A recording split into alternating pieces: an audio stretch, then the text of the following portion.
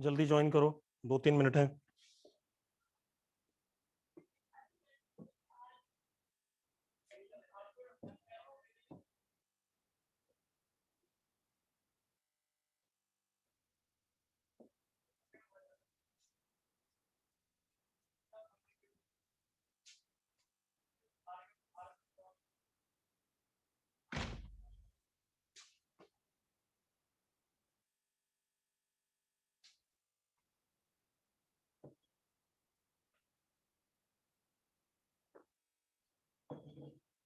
Join fast, 2-3 minute है।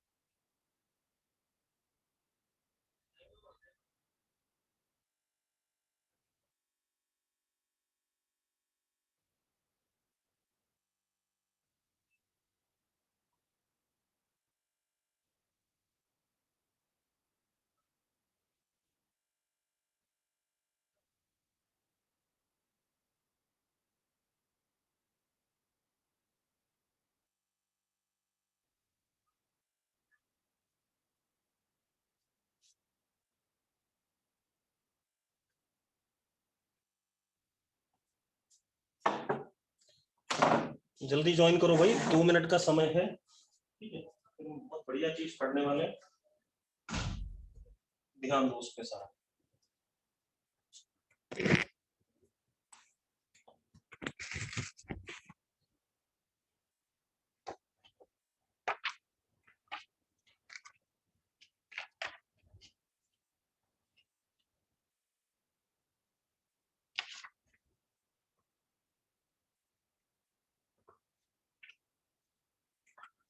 बेटा, inertia of direction क्या होता है, एक बच्चा पूछ रहा है तो बता देता हूं। अगर तू साइकिल चला रहा है, ठीक है, इतनी बात, और सीधी सड़क पे चला रहा है, तो जब तक कोई तुझे धक्का नहीं दे देता साइड में, तब तक क्या साइकिल का डायरेक्शन बदलेगा? जल्दी बता। या जब तक तू हैंडल को मोड़ेगा नहीं, तब तक क्या डायरेक्शन बदलेगा?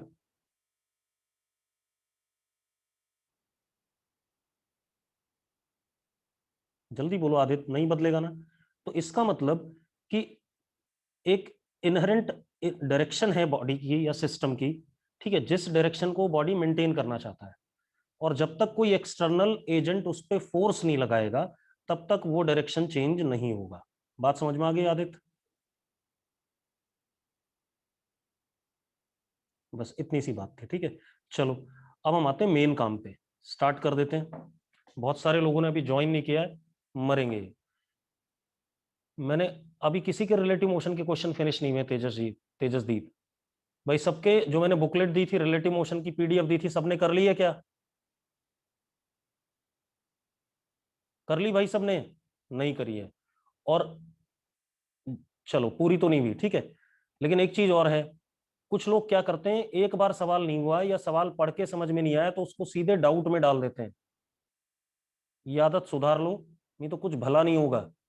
कम से कम 2 या 3 ट्राई मारो। जैसे अगर आपसे अभी एक सवाल नहीं हुआ, 2 बार ट्राई करने के बाद तो उसको छोड़ दो, और अगले दिन जरा उसको एक बार ट्राई करके देखो, तो शायद अगले दिन हो जाए वो। ठीक है, कई बार आपको चीजें स्ट्राइक नहीं करती एट अ मोमेंट, तो हो सकता है 10 घंटे बाद ट्राई करने पर स्ट्राइक कर जाए। क्लियर है? कोई डाउट इसमें?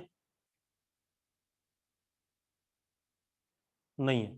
क्लास ज्वाइन कर लो, क्योंकि आज के बाद आपको फिजिक्स तभी समझ में आएगी जब आज का लेक्चर करोगे, ठीक है, वरना फिर बड़ी गड़बड़ हो जाएगी। चलो, अब तो हमने फोर्स पढ़ लिया था, फोर्स इज पुश और pull exerted by one body over the another body, ये बात करी थी फोर्स की हमने, ठीक है, इतनी बात। अब अब हम न्यूटन्स लॉज की बात करते हैं।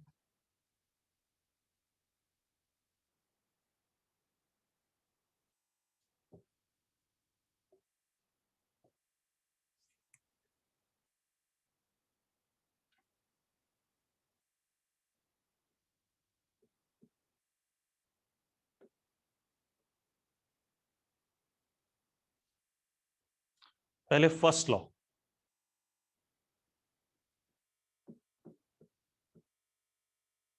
इसी को हम लॉ ऑफ इनर्शिया भी कहते हैं।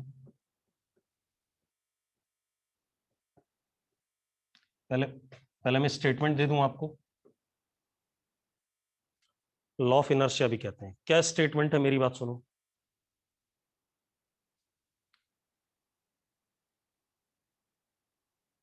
बॉडी और सिस्टम, बॉडी और system do not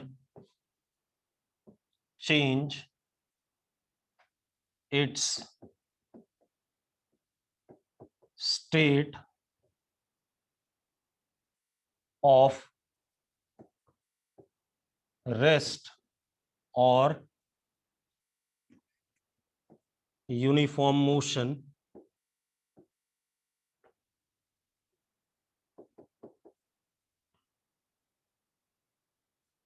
unless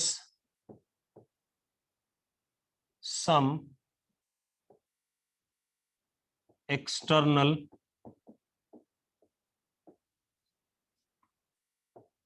force acts on body और सिस्टम। ये 9th क्लास में आपने शायद पढ़ा होगा, पढ़ा था ऐसा कि नहीं 9th क्लास में? जल्दी बताओ मुझे। पढ़ा था? तनिषा कह रही है पढ़ा था, अंकित भी कह रहा पढ़ा था। ठीक है, बहुत बढ़िया। ठीक, तो बॉडी या system do not change its state of rest और motion unless some external force acts on body और सिस्टम। ठीक है, इतनी बात। अब इसका मतलब क्या है? इसका मतलब यह है, देखो एक मिनट, अगर मेरे पास कोई ये बॉडी है,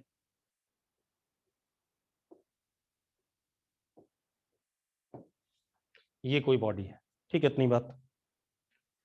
ठीक, और ये बॉडी मान लो किस पे है, रेस्ट पे है। ठीक है, अब जरा देखो एक मिनट, इस बॉडी पे सपोज एक फोर्स ऐसे लग रहा है,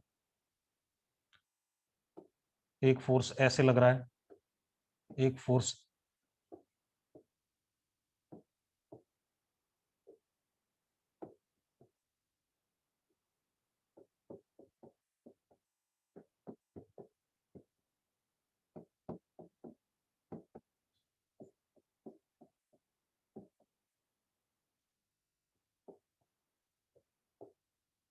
इस बॉडी पे ऐसे कई सारे फोर्सेस लग रहे हैं। ठीक है, और बॉडी रेस्ट पे थी। ठीक है, या रुक जाओ, इस बॉडी पे ऐसे कई सारे फोर्सेस लग रहे हैं। ठीक है, अब खेल क्या है?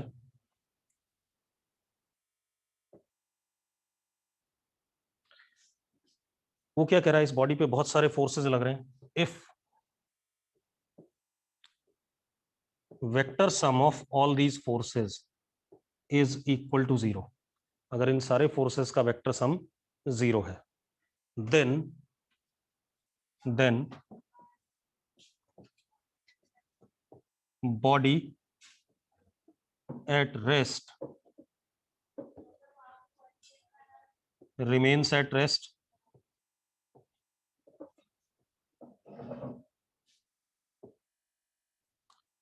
और body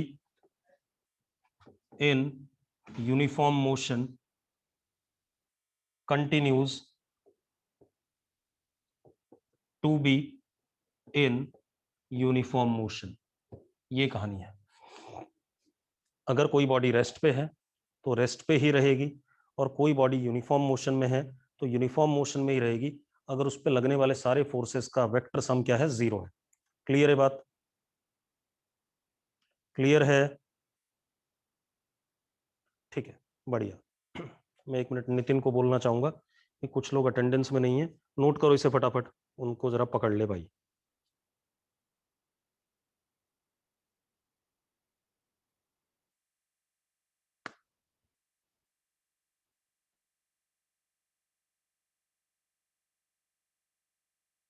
नोट कर लिया?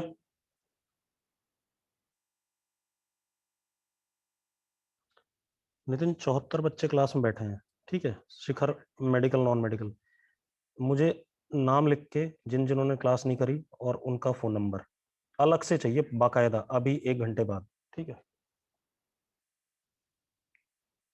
अब देखो भाई, ये कहानी आ गई हमारे पास, बता रहा हूं एक और चीज।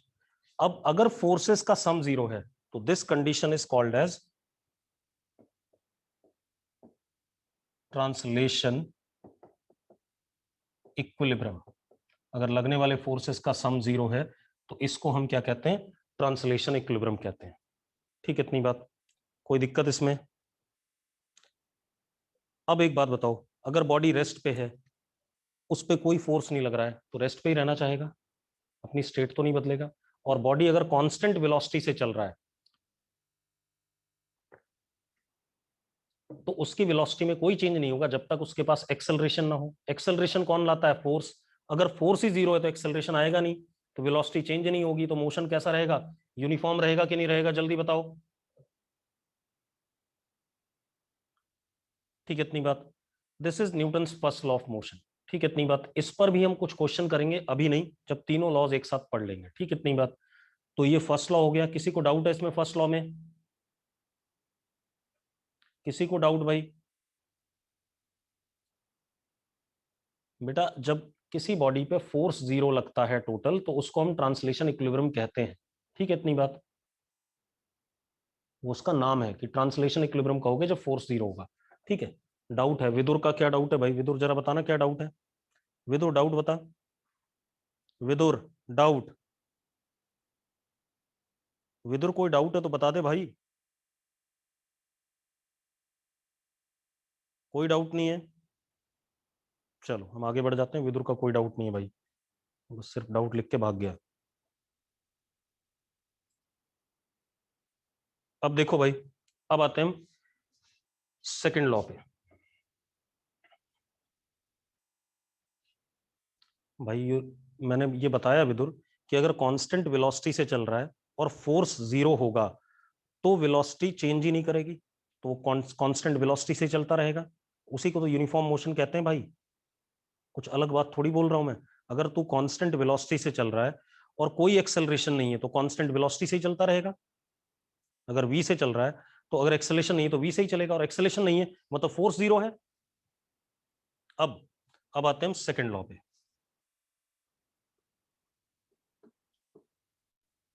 कोई स्टेटमेंट देना चाहेगा सेकंड लॉ का? सेकंड लॉ का कोई स्टेटमेंट देना चाहोगे? जल्दी बताओ। What is second law, Newton second law? जल्दी बोलो बेटा। अरे कोई बोलना चाहेगा या नहीं? नहीं बोलना चाहोगे? Change in momentum in given time, law of conservation of mass. Vidur कहां से पढ़ के आया ये? गौतम ने सही बात बोली है। चलो गुन ने भी सही बात बोली है। अब मैं बता रहा हूं, देखो एक minute. Second law is stated as net force acting on body और system is equal to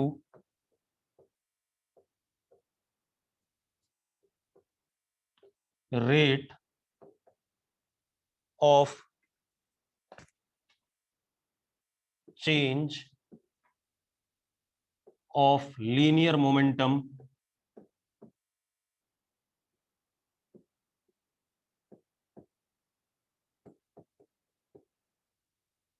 rate of change of linear momentum of body or system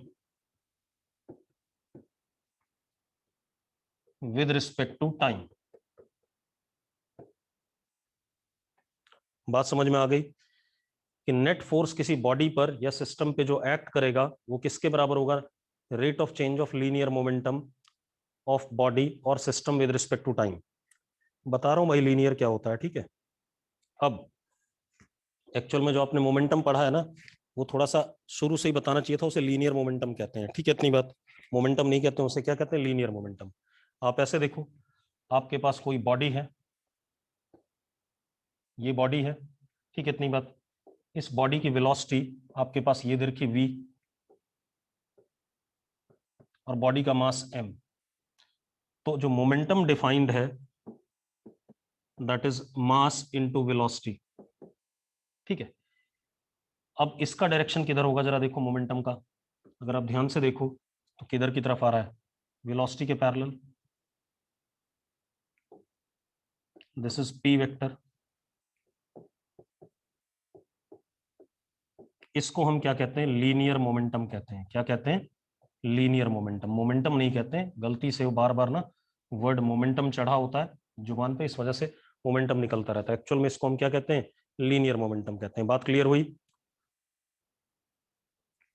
ठीक है भाई, अब मेरी बात सुनो। अब वो बोल क्या रहा है, वो बोल रहा है कि net force acting on body या system F is equal to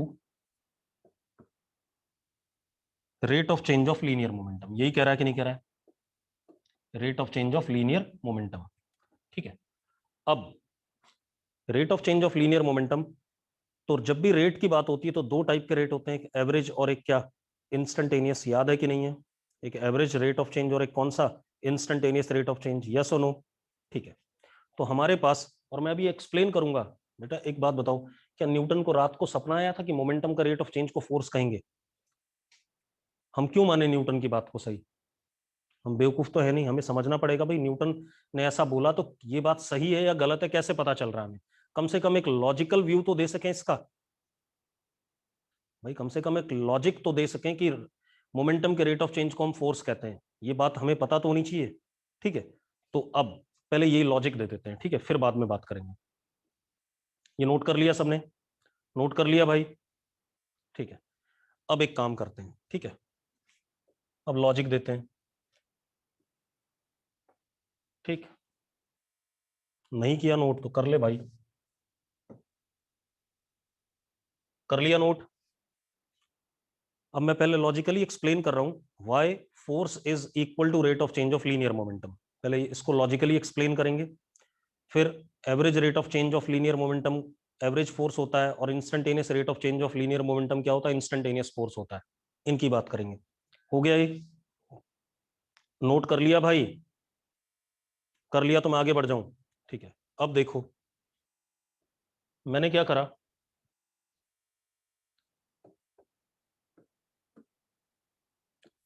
ये मान लो ग्राउंड है,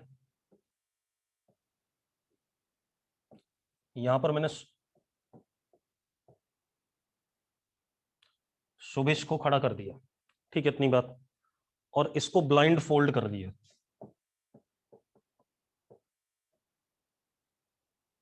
ब्लाइंड फोल्ड कर दिया, ठीक है भाई। अब मैं लॉजिकली एक्सप्लेन कर रहा हूं, सुभिश को क्या कर दिया, ब्लाइंड फोल्ड। ब्लाइंड फोल्ड का मतलब समझते हो ना, आंखों पे पट्टी बांध दी, ठीक है। और ऐसे ही मैं यहां ग्राउंड पे खड़ा हो गया,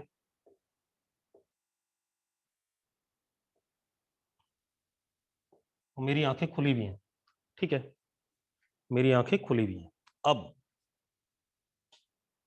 क्या कहानी है, यहां छत से एक रस्सी के थ्रू एक बैग, ये बैग है, ठीक है, इतनी बात। यहां भी छत से एक रस्सी के थ्रू एक बैग लटका दिया,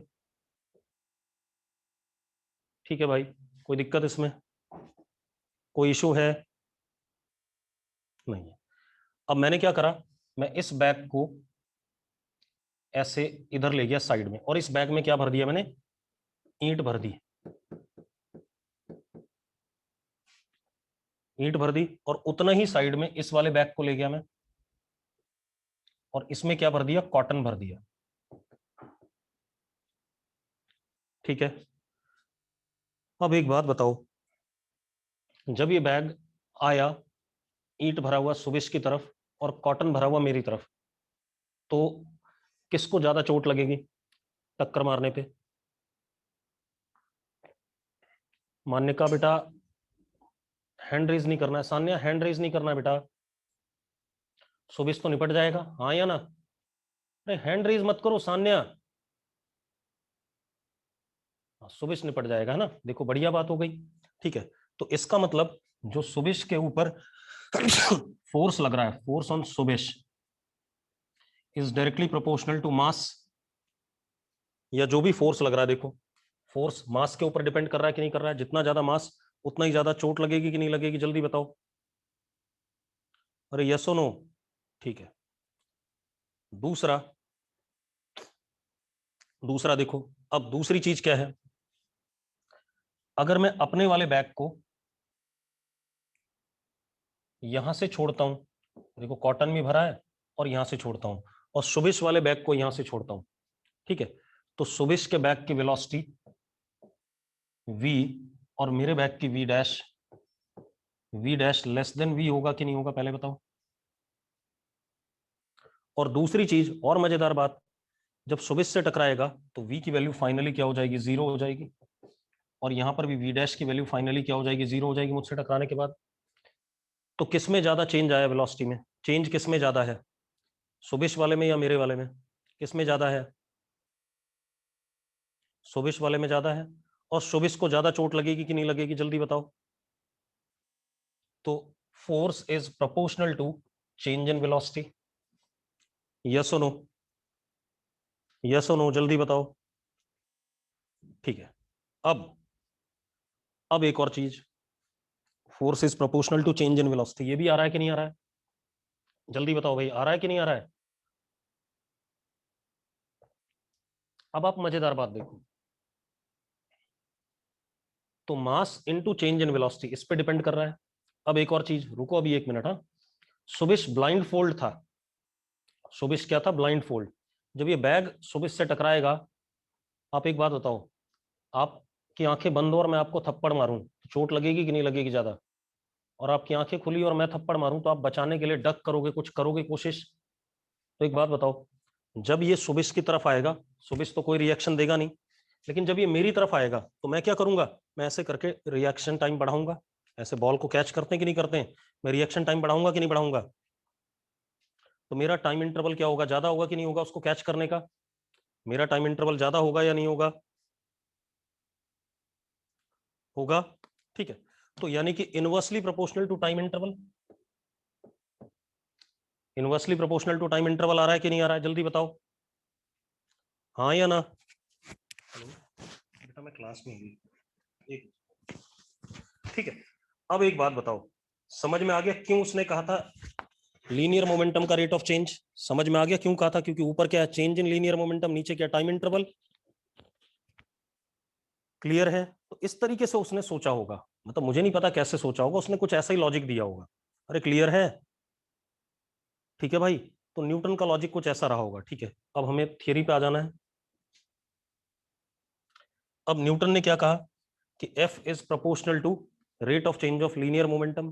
तो अब देखो, दो टाइप का rate of change of linear, दो टाइप का रेट ऑफ चेंज होता है, एक होता है average force, average force will be final momentum minus initial momentum upon final time minus initial time, यही होगा कि नहीं होगा, पहले बताओ मुझे, यस और नो। या इसको मैं क्या लिख सकता हूं, delta P upon delta T, यानी कि एफ एवरेज मैग्नीट्यूड में किसके, सॉरी डायरेक्शन में किसके अलोंग, चेंज इन मोमेंटम के, यस और नो। डायरेक्शन यही आएगा कि नहीं आएगा इसका, डायरेक्शन ये आएगा, और मैग्नीट्यूड कितना आएगा एफ एवरेज का, delta P upon delta T, ये आएगा कि नहीं आएगा, जल्दी बताओ। अभी और भी बातें करनी है इसमें, बहुत सारी बातें हैं। ये एवरेज आ गया कि नहीं आ गया, ठीक है। अब एक और चीज बेटा ध्यान सुनो, F instantaneous will be DP by D T, यानी कि F instantaneous is parallel to change in momentum, and F instantaneous का magnitude will be equal to DP का मैग्नीट्यूड अपॉन डी। हाँ या ना, जल्दी बताओ, ये बातें क्लियर है कि नहीं है। अब थोड़ा सा ग्राफिकली देख लें इस चीज को, ग्राफिकली भी देख लेते हैं बेटा, हो गया।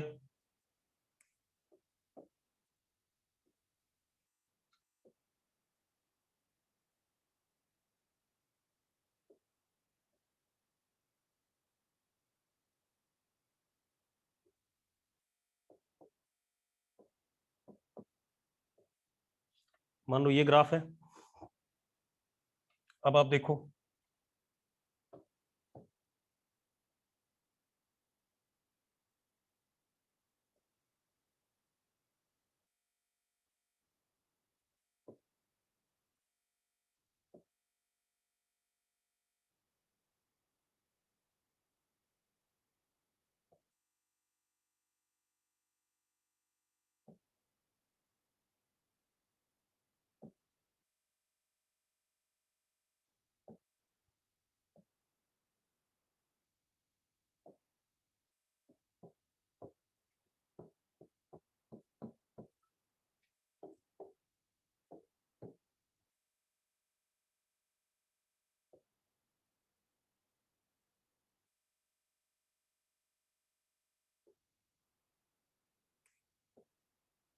अब आप देखो बेटा, ये जो एफ एवरेज है that is equal to slope of chord of P versus T curve for given interval of time.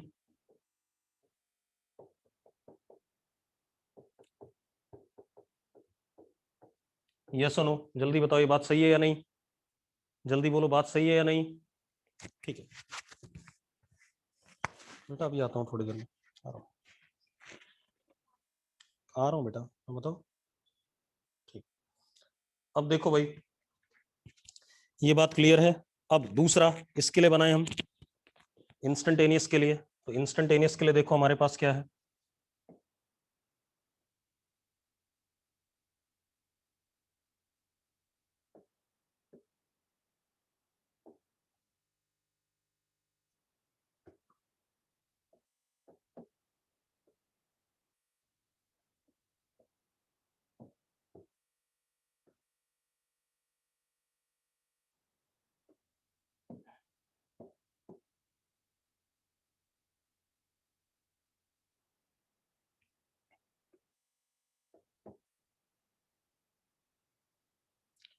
तो this is what slope of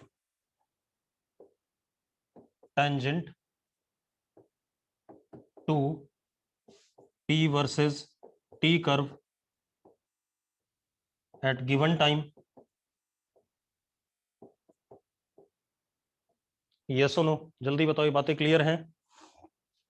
बातें क्लियर है तो यस लिखो, ये छोटी मोटी बातें हैं आपको आनी चाहिए। अब जल्दी से नोट करो इसे, जल्दी से नोट करो फिर हम आगे बढ़े।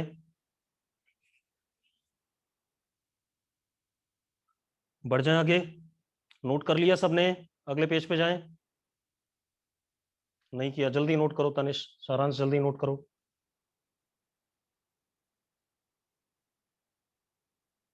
जल्दी करो बेटा, पावनी ने नोट कर लिया है।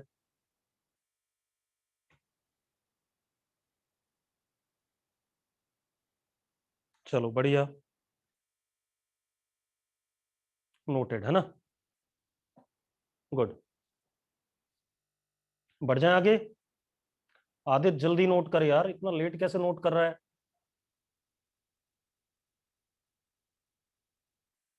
चलो अब थोड़ा सा इसको एनालाइज करते हैं, कोई दिक्कत नहीं इसमें, हो गया। अब मेरी बात ध्यान सुनना, अब बहुत बढ़िया एनालिसिस है इसमें। अब हमने क्या कहा कि किसी भी मोमेंट पे जो फोर्स होता है that is dp by dt, यही कहा कि नहीं काम ने।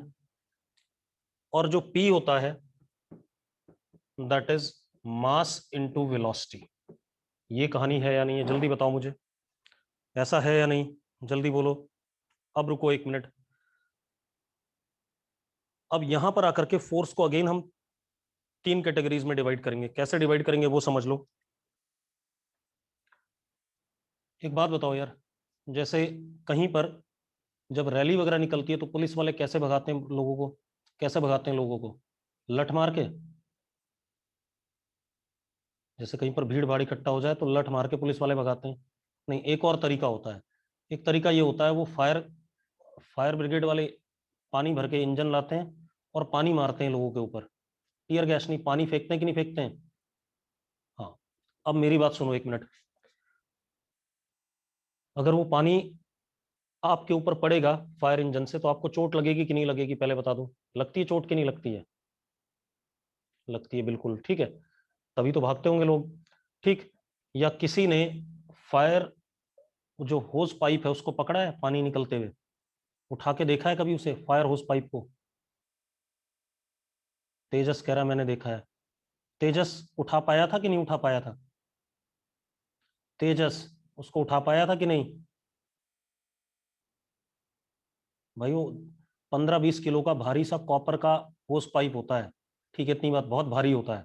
और उससे अगर पानी निकल रहा हो ना, तो इतनी तेज फोर्स होता है उसका कि अगर आप ठीक ठाक बंदे नहीं हो तो आपको ही खत्म कर देगा, वो इतनी तेजी से पीछे बैक मारता है।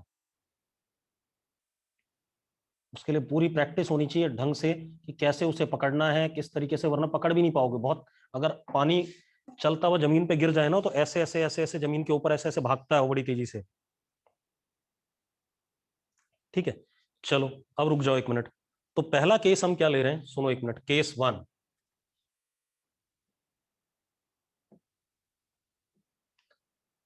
केस 1 क्या है? When there exist rate of flow of mass, when there exist rate of flow of mass, ध्यान सुनना, एंड वेलोसिटी कांस्टेंट। 3 केसेस लेंगे एक एक करके। And velocity constant. अब मेरी बात सुनो,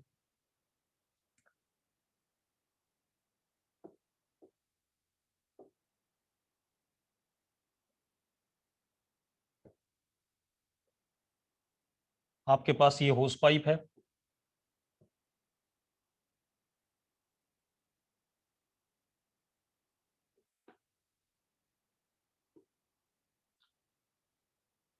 इससे पानी निकल रहा है ऐसे, ठीक है, इतनी बात, इससे पानी निकल रहा है। क्योंकि यहां पर होस पाइप के ऊपर आपके पास नोजल होता है। आप घर में भी देखो, घर में अगर नल को ऑन कर दो और अपना हाथ नीचे रख दो, तो आपके हाथ पे फोर्स लगता है कि नहीं लगता है जब पानी गिरता है? अरे लगता है कि नहीं लगता है? ठीक है। लेकिन एक बात बताओ, जो टैप से पानी आपके हाथ पे गिर रहा है उसकी वेलोसिटी कांस्टेंट है या नहीं, पहले बता दो मुझे। जो टैप से पानी आपके हाथ पे गिर रहा है उसकी वेलोसिटी कांस्टेंट है। हाँ, अगर आप उस नोजल को थोड़ा सा और खोल दो तो वेलोसिटी बढ़ जाएगी, थोड़ा कम कर दो तो वेलोसिटी घट जाएगी। यस और नो? ठीक है। अब जरा देखो, इस केस में क्या हमारे पास वेलोसिटी कांस्टेंट है?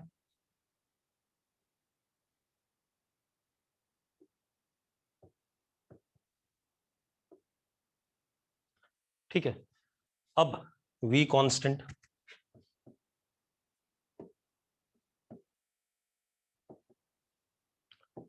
अब अगर मैं f is equal to D by D T m into V लिखता हूं, तो ये दो फंक्शन है, मास और वेलोसिटी। इसमें वेलोसिटी कांस्टेंट है तो डेरिवेटिव के बाहर आ जाएगा। आ जाएगा कि नहीं आ जाएगा, जल्दी बताओ। भाई वेलोसिटी कांस्टेंट है तो डेरिवेटिव के बाहर आ जाएगा, बिल्कुल सही बात है। तो this will become what, f is equal to v D M by D T. ये फोर्स आएगा कि नहीं आएगा?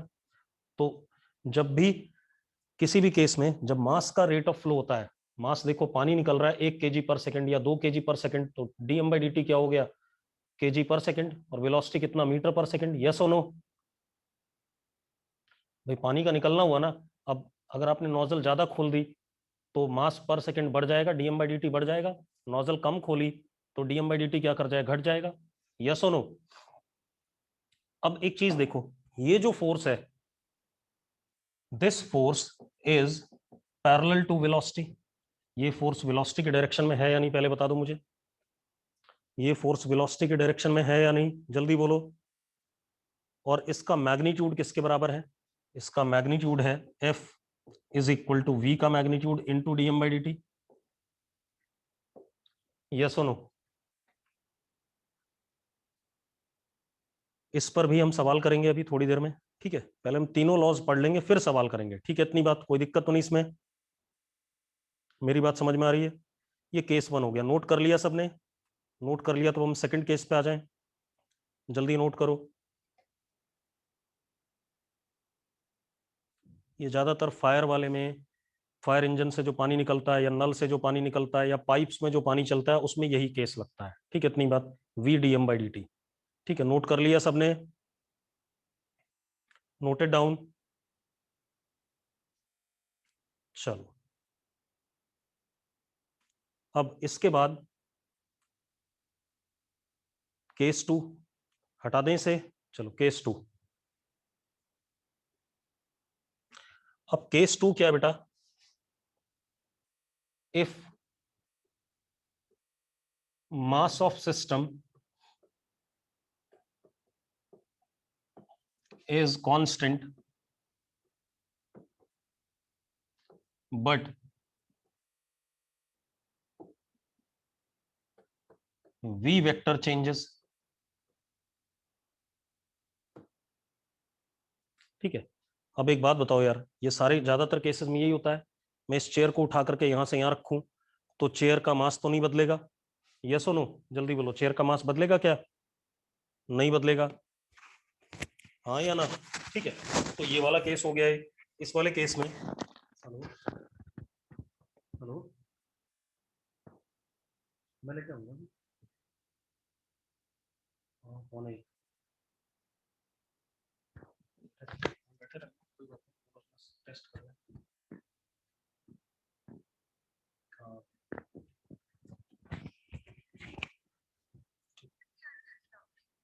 यार उसके टैब पे आएगा, ठीक है, मेरे पास में। अब देखो भाई, ये बात समझ में आ गई। If mass is constant but velocity changes, भाई मैं इस चेयर को उठा करके यहां से यहाँ लाऊं या मैं आपको धक्का दूं तो क्या आपका मास बदल जाएगा? क्या आपका मास बदल जाएगा, जल्दी बताओ? लेकिन वेलोसिटी बदलेगी कि नहीं बदलेगी? ठीक है, अब जरा देखो, तो इस केस में आपके पास F is equal to D by D T M into V. अब इस केस में m कांस्टेंट है, वेलोसिटी चेंज कर रहा है, तो इस केस में हम क्या करेंगे? F is equal to m बाहर डेरिवेटिव के dv by D T. Yes और नो, जल्दी बताओ। अब what is dv by D T? Instantaneous acceleration. तो F is equal to m into A. यही वाला आपने बचपन से पढ़ा हुआ है, ज्यादातर आप यही पढ़ते रहते हो, तो आपके दिमाग में घुस जाता है कि यही वाला होता है फोर्स। ऐसा नहीं है, force is dp by D T, और उसके 3 केसेस बनते हैं। ठीक है, इतनी बात, तो एक एक करके करते हैं उसे। तो ये केस आ गया हमारे पास। अब जरा देखो यहां पर अगर हम ध्यान से देखें तो F is parallel to dv। अरे दिख रहा है कि नहीं दिख रहा है? F is parallel to dv, या F is parallel to a, क्योंकि a किसके पैरेलल होता है? dv के। अरे हाँ या ना, जल्दी बोलो, बोलो भाई। तो अब देखो यहां पर फोर्स चेंज इन वेलोसिटी की डायरेक्शन में है, पिछले वाले में फोर्स किस में था? वेलोसिटी की डायरेक्शन में। बात समझ में आ गई, दोनों में अंतर क्या है? पिछले वाले में फोर्स वेलोसिटी की डायरेक्शन में था, इसमें चेंज इन वेलोसिटी की डायरेक्शन में है। अरे क्लियर हो गया? क्लियर हो गया बेटा? अब मैग्नीट्यूड कितना? मैग्नीट्यूड आप इसका लिख सकते हो F is equal to m into A, या F is equal to m dv upon dt। Yes और नो, जल्दी बताओ भाई। क्लियर है बात? क्लियर है भाई? बढ़िया। अब ये बात हो गई, तो ये दो टाइप के नोट करो इसे। तीसरा केस देखते हैं इसमें, तीसरा केस देखते हैं, जल्दी नोट करो। अब ज्यादातर तो हमें यही वाला मिलेगा, गाड़ी चल रही है तो गाड़ी की वेलोसिटी चेंज कर रही है, फोर्स हमने लगाया उस पर। ज्यादातर केसेस हमें यही वाले मिलेंगे, F is equal to M A वाले। मैक्सिमम क्वेश्चन आपने इसके करने हैं। नोट कर लिया? नोट कर लिया? ठीक है। अब हम आगे बात करें थर्ड केस। अब थर्ड केस देखना हो, बढ़िया है। थर्ड केस जैसे हमारे पास रॉकेट वगैरह है बेटा, रॉकेट में क्या होता है? वेलोसिटी भी बदलती रहती है और रॉकेट का मास भी कम होता रहता है। पता है ना बात? रॉकेट का मास भी कम होता रहता है और वेलोसिटी बदलती रहती है। यस और नो? आपने दिवाली में वो चरखी देखी होगी, चरखी देखी, चरखी जो घूमती है, चरखी देखी है ना सबने? तो दिवाली में जो चरखी देखी है, उसका जब मसाला जलता है तो उसका मास कम होता रहता है। दिवाली के जितने भी पटाखे हैं, मतलब बम को छोड़ दो तो बाकी चरखी फुलझड़ी ये सारे के सारे क्या होते हैं, ये सारे के सारे का मास क्या होता रहता है, कम होता रहता है। ये रेट ऑफ फ्लो ऑफ मास हो रहा होता है, मसाला जलता रहता है तो बाहर की तरफ कुछ ना कुछ एनर्जी मतलब फोर्स थ्रस्ट निकलता रहता है, ठीक है। या जो आसमान में आप रॉकेट फेंकते हो, वो रॉकेट भी इसी कंसेप्ट पे चलता है, ठीक है। तो अब जरा देखें, अगर मेरे पास कोई बॉडी है, case 3, both m and v changing,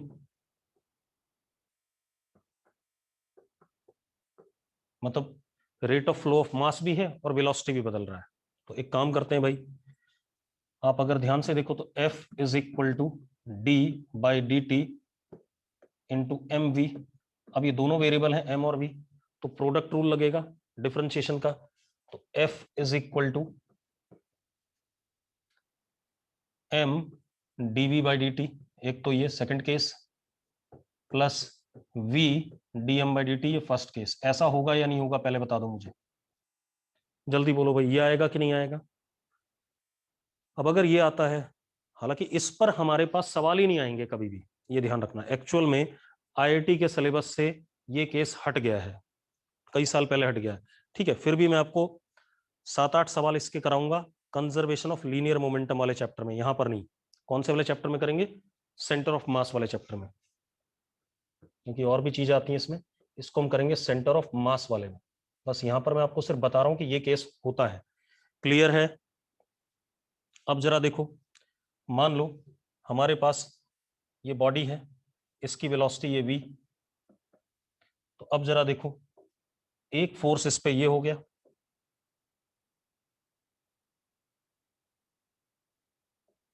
ये आ गया फोर्स। कौन सा फोर्स आ गया, ये आ गया v dm by D T, हाँ या ना। और एक फोर्स मान लो इस डायरेक्शन में dv है, चेंज इन वेलोसिटी इधर की तरफ है, तो इस डायरेक्शन में एक फोर्स ये आ गया, कौन सा आ गया, m dv by D T. तो नेट फोर्स इन दोनों का क्या आएगा, वेक्टर सम आएगा कि नहीं आएगा बेटा। दिस इज एफ और नॉट, जल्दी बताओ, यस और नो। तो कुछ इस टाइप का खेल चलता है जब दोनों चीजें बदलती हैं, ठीक है। नोट करो जरा इसे, जब आसमान में रॉकेट जाता है तो रॉकेट का फ्यूल जब बर्न करता है तो मास रॉकेट का कम होता है, मतलब डीएम बाई डी टी है वहां पर, और रॉकेट की वेलोसिटी भी चेंज करती है, इस वजह से उस पर दोनों फोर्सेज होंगे। सेम दिवाली की जो चरखी होती है उसकी वेलोसिटी भी बदलती रहती है और उसका मास भी कम होता रहता है, यस और नो। अरे हाँ या ना, वही कहानी है। नोट करो इस बकवास को, नोट करो जल्दी से। कर लिया नोट, नोट कर लिया तो अब इंपॉर्टेंट काम पे आते हैं, that is Newton's third law. सबसे इंपॉर्टेंट वही है, उसी के बाद हम क्वेश्चंस करना स्टार्ट कर सकते हैं। हो गया भाई, सबसे इंपॉर्टेंट न्यूटन्स थर्ड लॉ है, नोट कर लिया सबने। चलो, अब मैं आप लोगों से पूछूंगा, ठीक है, इतनी बात। मैं ज्यादा ज्ञान मैं बाद में दूंगा, पहले आप लोगों से पूछूंगा सारी बातें।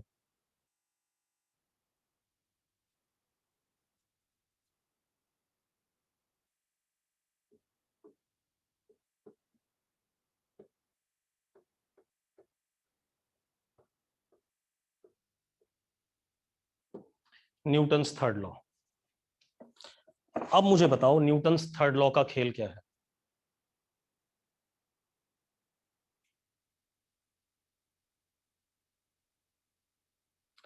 बच्चे लिख रहे हैं for every action there is an equal and opposite reaction, यही लिख रहे हो सब लोग। चलो कोई बात नहीं, चलो चलो। न्यूटन्स थर्ड लॉ से पहले मैं कुछ चीजें बताना चाहूंगा। एक चीज होता है, जैसे मैंने क्या करा, ये मेरे पास ग्राउंड है, दिस इज ग्राउंड, और ग्राउंड के ऊपर मैंने ये ब्लॉक रख दिया,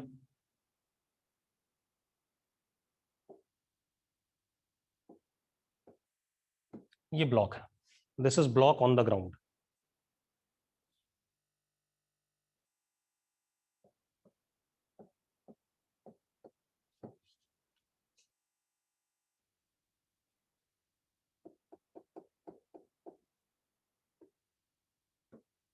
this is block on ground. ठीक है, अब मेरी बात ध्यान सुनना, न्यूटन थर्ड लॉ की बात बाद में करेंगे, पहले इसको समझो। अब सबसे पहले एक वर्ड आता है सिस्टम।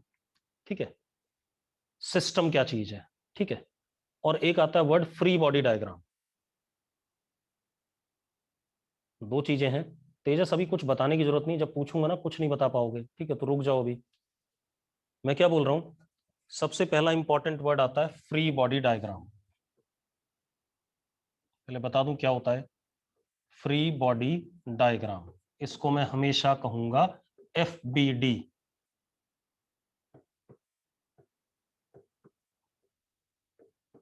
Free body diagram. अब इसका मतलब क्या होता है बेटा, ध्यान सुनना। FBD का मतलब है it is pictorial representation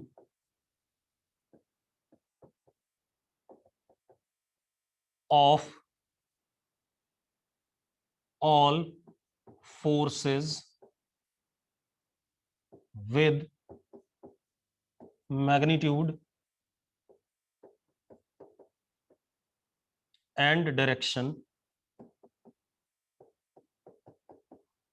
on all bodies of system। मैं समझा रहा हूं, अब ध्यान सुनना बेटा, ये बहुत इंपॉर्टेंट चीज है। FBD का मतलब है कि जितने भी बॉडीज हैं सिस्टम में, देखो एक वर्ड आया सिस्टम, सिस्टम में जितनी भी बॉडीज हैं, all bodies of system, system में जितनी भी बॉडीज हैं, उन सारी बॉडीज पर कितने फोर्सेस लग रहे हैं, कितने मैग्नीट्यूड के लग रहे हैं, और किधर लग रहे हैं, इस सबको पिक्टोरियली रिप्रेजेंट करना पेपर के ऊपर is called as free body diagram. बात समझ में आ गई? बात समझ में आ गई मेरी? पहले आपको क्या डिसाइड करना पड़ेगा कि सिस्टम क्या है। देखो क्या क्या चीजें करनी पड़ेंगी आपको। पहले आपको सिस्टम खोजना पड़ेगा। सिस्टम खोजने के बाद आपको सिस्टम के अंदर की सारी बॉडीज खोजनी पड़ेंगी। सारी बॉडीज खोजने के बाद उन सारी बॉडीज पे इंडिविजुअली आपको सारे फोर्सेस बनाने पड़ेंगे, उनके मैग्नीट्यूड लिखने पड़ेंगे और उनके डायरेक्शन दिखाने पड़ेंगे। क्लियर है? क्लियर है भाई? अरे मेरी बात क्लियर तो यस लिख दो एक बार, मैं आगे बढ़ूं। ठीक है, अब इतनी बात अगर आपको क्लियर है तो अब आप एक चीज लिखो पहले, सिस्टम। ये नोट कर लिया सबने? नोट कर लिया? नोट कर लिया तो वर्ड लिखो जरा सिस्टम। नोट कर लिया भाई सबने? यार जवाब नहीं देते तुम लोग, बहुत ही। हाँ, अब लिखो जरा सिस्टम क्या होता है। ठीक है, लिखो सिस्टम। हमारे ऊपर डिपेंड करता है भाई, हमारी चॉइस है। पहले सुनो भाई, जिस बॉडी को मुझे पढ़ना है और जितनी चीजों जितने लोगों से वो इंटरेक्ट कर रही है बॉडी, ठीक है, इतनी बात, उन सबको मैं किस में लूंगा? सिस्टम में लूंगा। जैसे मुझे इस ब्लॉक का मोशन पढ़ना है, किसका मोशन पढ़ना है? ब्लॉक का। किसका मोशन पढ़ना है बेटा? सिर्फ ब्लॉक का पढ़ना है। तो मैं हो सकता है सिर्फ ब्लॉक को ही सिस्टम लूं, ग्राउंड को ना लूं, या मेरी मर्जी है मैं ब्लॉक और ग्राउंड दोनों को सिस्टम का पार्ट ले लूं। अरे क्लियर है? ठीक है, तो लिखो जरा system is choice of observer. System is choice of observer as well as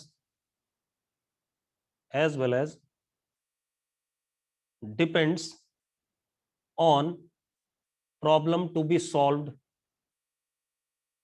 as well as depends upon problem to be solved। जिस प्रॉब्लम को मुझे सॉल्व करना है उसके ऊपर डिपेंड करता है, और ऑब्जर्वर की मर्जी के ऊपर डिपेंड करता है किसको सिस्टम में ले किसको ना ले। क्लियर है? कोई दिक्कत इसमें नहीं है? ठीक है, अब एक सिंपल सा सवाल ले रहा हूं। ठीक है, अब एक प्रॉब्लम यह है कि आप लोग ना मुझे अपना आंसर तो बता नहीं पाओगे, लेकिन फिर भी मैं करवाना चाहूंगा। देखो अगेन, ये ग्राउंड है, और इसके ऊपर ये ब्लॉक है।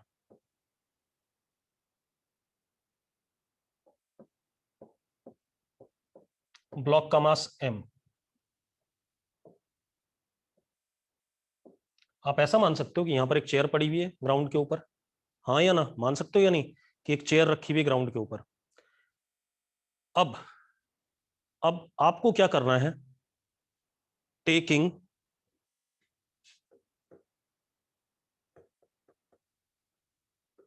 Ground and block as system, draw free body diagram. कितने लोगों ने ऐसा काम करा हुआ है 9th-10th में या कभी भी? कुछ लोगों ने करा होगा ऐसा काम, करा है कि नहीं करा है? करा है ना, बनाओ जरा। खुशी कह रही है मैंने करा है, तनिषा कह रही है, ठीक है, जिन्होंने करा है वो लोग बनाओ जरा फटाफट। खुशी ने नॉर्मल और एमजी कह दिया, ठीक है ठीक है ठीक है, मैं कर रहा हूं। चलो बना लिया।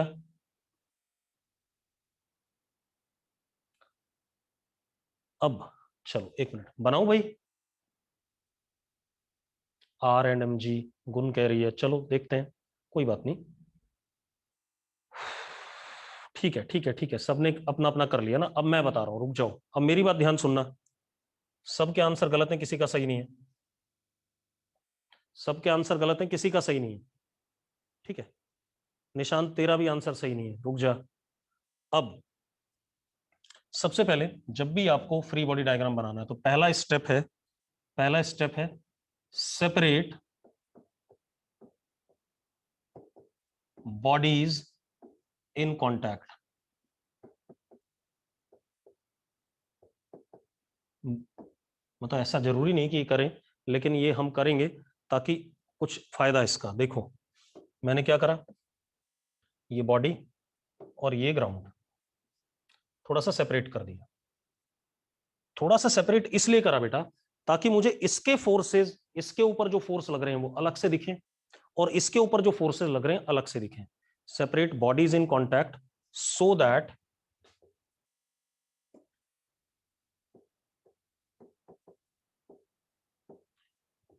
forces acting on different bodies are clearly visible। ठीक है। अब जो आप लोगों ने बनाया पहले मैं वो बना रहा हूं, ठीक है। खुशी ने क्या करा कि ऐसे करके, या गुण ने, या जितने भी लोग थे ऐसे करके एक बनाया एमजी। बनाया कि नहीं बनाया? सबने बनाया हुआ एमजी, बनाया कि नहीं बनाया, जल्दी बताओ। सबने बना रखा है, अच्छा। अब रुक जाओ, पहले एक ही की बात करें ना, पहले इसकी बात करें, इसी को समझ लें क्या है। मेरा सवाल यह है खुशी, मेरा सवाल यह है कि ये एमजी किस बॉडी पे लग रहा है, ब्लॉक पे लग रहा है या ग्राउंड पे लग रहा है?